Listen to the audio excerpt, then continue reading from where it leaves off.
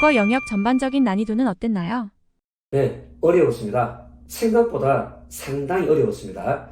가장 객관적인 지표인 발표된 수능 등급 컷, 또 모의고사 등급 컷을 한번 우리가 비교를 해본다면 언어와 매체를 기준으로 해서 1등급, 2등급, 3등급을 작년 수능, 5월, 6월 모의평가, 그 다음 마지막으로 얼마 전에 치러졌던 올 9월 모의평가 그 순서대로 한번 말씀을 드려보겠습니다. 자, 1등급이 92, 93, 그 다음 올 9월 모의고사는 88점입니다. 그 다음에 2등급은 88, 87, 81점. 그 다음에 3등급은 82, 79. 그 다음 올 9월 모의평가는 73점이죠. 작년 수능 5월, 6월 모의평가, 자, 이 두 개와 비교했을 때 올 9월 모의평가가 상당히 어렵다는 걸 아시겠죠? 자, 특히 올해 정부의 그 시책인 킬러 문항을 없애겠다. 그래서 공교육에서 다루지 않은 내용은 시험에 출제하지 않겠다는 기조가 확실히 보입니다. 문제는 여태까지 킬러 문항이 나왔던 독서가 상대적으로 많이 쉬워졌죠. 킬러 문항을 없애다 보니까 독서가 쉬워졌죠. 지문 길이도 좀 짧아졌고요. 그런데 반대로 킬러 문항이 없어졌으면 전체적으로 쉬워져야 되는데 그렇진 않죠. 그 반대급부가 있습니다. 역으로 문학은 상당히 어렵습니다. 자, 그 이유가 뭐냐면 문학에 나왔던 그 선지가 여러분 잘 이해가 안 되죠. 예, 아무리 읽어봐도 가슴속에 팍팍 와닿지가 않죠. 제가 생각할 때는 그렇습니다. 이번에 이제 갑자기 정부에서 킬러 문항을 없애라 하니까 아마 거기에 대한 대체로서 문학을 좀 어렵게 내자. 그런데 이제 문제는 선지를 다듬을 만한 그런 시간이 충분하지 못했던 것 같아요. 예, 그래서 좀 다듬어지지 않고 날 것 그대로의 선지가 출제가 되는 바람에 우리 학생들이 많이 애를 먹었다고 생각합니다. 어떤 문항이 킬러 문항에 가까웠나요? 보다 독서가 쉬워졌기는 했는데요. 그래도 어렵죠. 자, 3점짜리 16번 문제를 좀 어렵다라고들 얘기를 하는데 저는 그거보다는 앞에 있는 15번 문제를 좀 꼽고 싶습니다. 왜 그런가 하면 본문만 단순히 이해했다고 해서 바로 답이 나올 수 있는 게 아니죠. 그래서 마음 편하게 쉽게 접근했으면 답을 찾기가 꽤 까다로웠던 문제입니다. 자, 이 문제는 유형원과 정약용 이렇게 항목을 나누어서 표를 그리고 이거는 맞다, 이건 틀렸다, 여기에 해당한다, 여기에 해당하지 않는다 이렇게 해서 동그라미표와 가위표를 적절하게 하면서 정리를 해야 완벽하게 정답을 찾을 수 있는 겁니다. 여러분 절대 쉽게 접근하시면 안 됩니다. 그 다음에 문학에서 질문 많이 어려웠죠. 특히 26번, 27번이 좀 많이 어려웠는데요. 여러분들 그 23번을 보시면 자, 그 보기에 둘째 줄에 낯설게 느껴지는 일상이 나오고 감각적으로 집중하는 노인을 통해 점점 사라져가는 것들에 대한 관심을 드러내고 라고 되어 있습니다. 제가 이제 개인적으로 많이 아쉬웠던 점은 사라져가는 것들에 대한 관심이라고 분명히 명시를 했습니다. 그런데 그 사라져가는 것들이 무엇인지가 나오지 않습니다. 예를 들면 자연인지 아니면 사랑이라는 감정인지 아니면 우리의 아름다운 전통이라든지 그런 것이 전혀 나오지 않습니다. 이런 것들은 좀 많이 아쉽습니다. 그러나 보기가 주어지면 철저하게 그 보기에 의거해서 문제를 푸셔야 됩니다. 나의 느낌이 아닙니다. 객관적으로 과학적으로 접근하셔야 됩니다. 제가 항상 말씀을 드리죠. 국어는 감이 아니고 이제는 과학이라고요. 그래서 지금 23번에 보기에 보시면 낯설게 느껴지는 일상이라고 나와 있습니다. 자, 4번 선지를 보시면 지푸라기의 설레임을 귀를 모으고 듣고 새들의 온기를 숨을 죽이고 생각하는 것은 일상을 자연스럽게 받아들이는 노인의 감각을 부각한 것으로 볼 수 있겠군 그랬죠. 여러분 이거는 두 가지 점에서 잘못된 거 확실합니다. 왜 그런가 하면 실제 노인이 바깥에서 들리는 소리에 귀를 기울이죠. 만약에 그것이 늘 있는 일상적인 것이었다면 그렇게 귀를 기울일 리가 없죠. 자, 그런 이유 하나.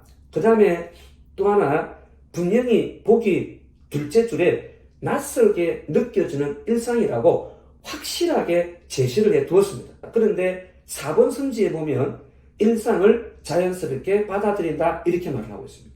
자, 그래서 보기와 선지가 완전히 배치가 되죠. 정반대입니다. 자, 이렇게 정답을 찾아내셔야 됩니다. 나의 감상, 나의 느낌, 나의 기분이 아니고 과학적으로 확실하게 접근하셔야 됩니다. 그 다음에 24번 문제에서는 5번 선지가 좀 아쉬웠어요. 왜냐하면 1년과 4년의 내 어린 날은 2년의 내 어린 날의 기억을 통해 떠올린 유년 시절을 표상하는 의미를 지니고 있다. 여러 번 읽어봐도 무슨 말인지 좀 이해하기 힘들죠. 그 다음에 정답이 4번이었는데, 자, 사연에서 외로이 자랐다와 이어진 하얀 넉선, 붉은 발자국이 함축된 정서와 상반, 즉 서로 반대되는 의미를 이끌어내고 있다라고 했는데, 아마 여러분들은 이런 생각을 많이 했을 거예요. 자, 하얀 넋이고 붉은 발자국이니까 하얗다, 붉다, 색채가 대조가 되죠. 아마 그 느낌만 가지고 이거 두 개가 어떤 정서적인 면에서도 상반되지 않을까 하는 생각을 했을 텐데, 실제로 전체 흐름을 보시면 아쉬움, 서글픔, 안타까움 이런 게 느껴지죠. 그러면 그 반대의 정서가 즐겁다, 뭐 행복하다, 기쁘다인데 전혀 그런 게 나오지 않습니다. 자, 그래서 시를 보지 마시고 제가 늘 말씀드렸죠. 논리적으로 따지면서 읽으셔야 됩니다. 자, 모든 수능에 나오는 글은 다 논술문이라고 생각하시면 됩니다. 시가 되든 또 소설이 되든 항상 발문이 있습니다. 다음 글을 읽고 물음에 답하시라고 되어 있습니다. 여기서 글이 뭡니까? 바로 논술문이라는 이야기예요. 그래서 실제 그 형식은 문학일지라도 출제자가 문학 작품으로 보지 않고 글로 본다. 즉 한 편의 논리가 들어있는 논술문으로 본다는 이야기입니다. 여러분 이거 가볍게 볼 게 아닙니다. 항상 문학 작품도 글, 즉 논술문으로 보시기 바랍니다. 자, 26번도 조금 까다로운 문제이기는 했습니다만은 결국은 다의 작품의 얘기는 뭐였죠? 자, 섬이다, 육지다. 그러나 크게 보면 섬 아닌 곳이 없다. 결국은 모든 것이 다 똑같다는 이야기죠. 굉장히 멋진 지문입니다. 이번 선지를 보시면 A가 자기 집을 문이라고 한 것에 B가 동의한 이유는 A의 상황이 B를 집으로 삼아 사는 사람의 상황보다 집에 들어앉아 사는 사람의 상황에 가깝다고 생각했기 때문이다라고 했는데, 제가 좀 전에 말씀드렸죠. 결국은 똑같은 겁니다. 어느 것이 뭐 더 중요하고 어느 것이 덜 중요하고 어느 것이 살기 힘들고 어느 것이 살기 편하고 그게 아니고 결국은 모든 삶이 다 똑같다는 얘기입니다. 그래서 그런 점에서 본다면 답은 2번이 되겠고요. 그 다음에 27번 이 문제도 좀 까다로웠는데 사실 좀 까다로웠던 이유가 뭐냐면 27번에 지금 보기가 주어졌죠. 사실 근데 이 보기는 문제 푸는데 전혀 도움이 되지 않습니다. 보기라고 주어졌는데 읽어봐도 나에게 전혀 도움을 주지 못하니까 아마 다 당황스럽지 않았나 싶은데요. 자, 여기 이제 답이 4번이죠. 그런데 3번 선지 여러분들 많이 헷갈렸을 겁니다. 저도 여기서 고민을 좀 많이 했었어요. 자, 우리의 느낌이나 감상이 아니고 있는 그대로를 보시면 지도를 보고 9개 대륙과 1만 개의 나라를 봤다, 발견했다 이렇게 얘기를 하죠. 그러니까 이게 지금 순서가 뒤바뀐 겁니다. 시험지에서는 뭐라고 했어요? 9개 대륙, 1만 개의 나라를 보고 천하의 지도라는 새로운 의미를 생성했다고 했지만 실제로는 그 반대죠. 내가 천하의 지도를 보고 9개의 대륙과 1만 개의 나라로 되어 있구나 하는 걸 알게 된 거죠. 그러니까 이게 순서가 바뀐 겁니다. 자, 그래서 답이 3이 아니고 4번이라는 거죠. 그 다음에 5번 선지를 보시면 그 둘째 줄에 다의 갈매기와 해오라기는 크고 작음의 대비를 이룬다고 그러는데, 자, 이것도 출제자가 여러분들을 꼬신 겁니다. 자, 왜냐? 아마 이런 생각하시면 많을 거예요.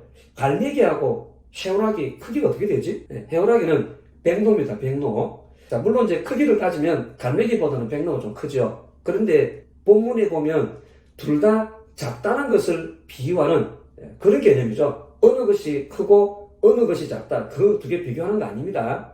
그래서 있는 그대로를 보시면 출제자가 어떤 식으로 우리를 현혹시키는지 눈에 보인다는 겁니다.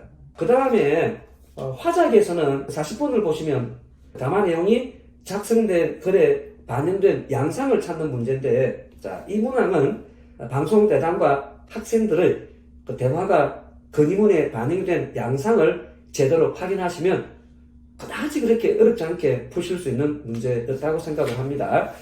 우리 엄매 38번 다소 좀 충격적이었습니다. 왜냐하면 대개 경우에 엄매는 뭐 형태소면 형태소, 문장의 종류면 문장의 종류, 한 문제에 하나씩만 물어봅니다. 근데 이번에 어땠습니까?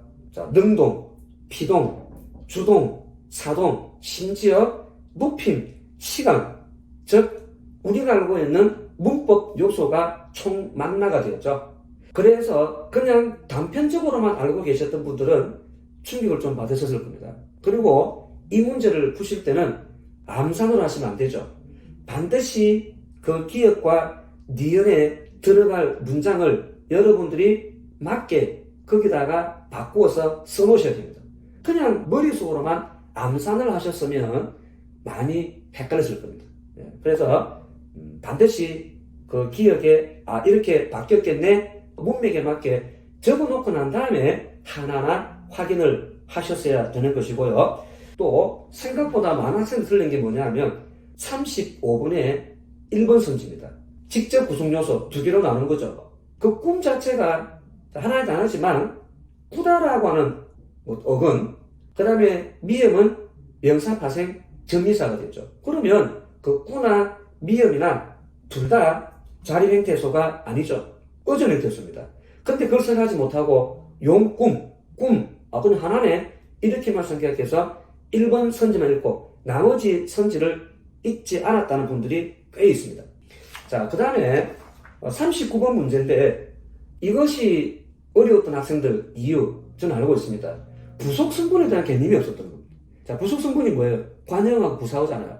근데 그것에 대한 개념이 확실히 없다 보니까 부속 성분이 뭐지? 헤매다가 엉뚱한 답을 했다는 것입니다.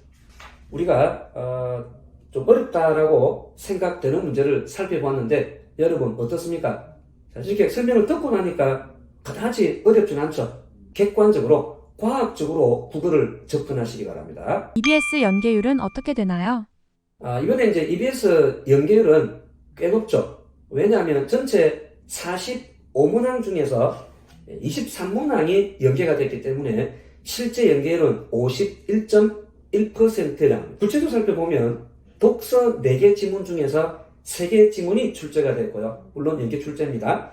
그 다음에 문학에서는 현대시, 현대소설, 자, 고전시가가 연계 출제되었고, 그 다음에 선택 과목인 화작과 엄매는 EBS 연계 교재에서 다룬 핵심 개념을 두루 활용했기 때문에 이 역시 연계가 되었다고 볼 수 있겠습니다. 앞으로 공부를 어떻게 해야 할까요?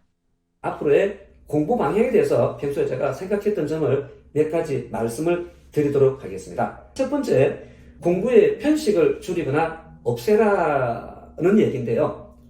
최근에 보면 이제 마음이 급하고 성적은 제대로 안 오르고 막 그러다 보니까 여러분들이 수학이나 과학이라는 특정 과목에 올인을 하는 분들이 많습니다. 그래서 국어 수업을 아예 안 들어와요. 이거는 해마다 벌어지는 건데 굉장히 좋지 못한 현상입니다. 혼자서 하면 맞습니다. 빨리 갑니다. 그런데 얼마 못 갑니다. 이유가 뭔지 아세요? 한계가 있거든요. 내가 가는 길이 올바른 길인가에 대한 확신이 서지가 않습니다. 그 다음에 또 하나, 혼자서 공부하면 내가 알고 있는 것만 가지고 그것만 가지고 계속 문제를 푼다는 겁니다. 여러분, 또 다른 지식이 필요한, 또 다른 방법이 필요한 겁니다. 그래서 선생님이 그 길을 제시하는데 마음이 급한 일부 학생들은 아예 수업 자체를 빠져버립니다. 절대로 그러시면 안 됩니다. 국수업 꼭 들어오시기 바랍니다. 번째, 지금의 공부 기조를 유지해라 라는 말씀인데요. 정부가 발표했습니다. 킬러 문항을 없애라. 여러분, 킬러 문항을 없애라 했지 문제 자체를 쉽게 내라고 얘기했습니까? 그런 얘기는 안 했잖아요. 그러면 자, 단지 킬러 문항이 빠질 뿐이지 앞으로 굉장히 어렵게 나올 확률 있습니다. 킬러 문항 없앴고 대신에 변별력을 높이기 위해서 전체 흐름을 어렵게 낼 수 있습니다. 그래서 혹시라도 킬러 문항 없으니까 앞으로 쉬워지겠는데 여러분 그런 행운은 바라지 마세요. 그런 마음에서 공부가 좀 느슨해지면 나중에 뒤통수 맞습니다. 만약에 어렵게 나왔을 때 어떻게 하실 겁니까? 자, 그래서 항상 공부는 어렵게 하십시오. 세 번째, 시험 치시기 전에 반드시 최소한 한 번은 EBS 연계 교재 꼭 보시고, 여러분 문제까지는 뭐 안 보셔도 됩니다.